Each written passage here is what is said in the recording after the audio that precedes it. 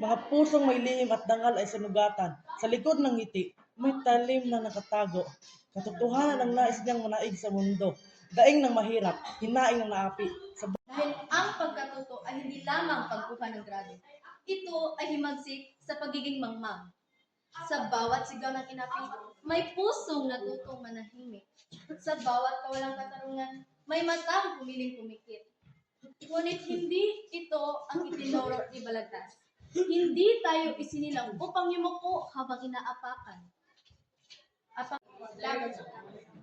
Sa lihim na silid na gumami, pag-ibig ay himagsik laban sa habang ng ito.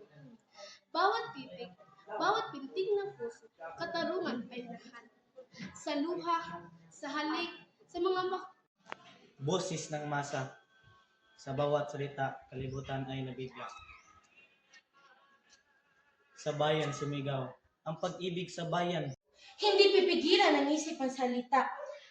Ang tinig ko ay bahagi ng paglaya. mabasa ay sandata, ang pag-aaral ay pag-asa. Francisco Balagtas, ang may pusong dalisay. Apat na himagsik, ipakita ang tapang. Laban O ibigay sa sinumang walang kahulugan. ang mga salita sandata sa labanan at karapatan. Sa bawat tula ay may pag-asa at tagumpay. Isang bayani ng salita, si Francisco Balagtas. Kapag kapangyarihan ay abusado, panulat ang kanyang sandata. Na nag-uugnay sa ating ngayon. Hindi takot ang pusong handang lumaban.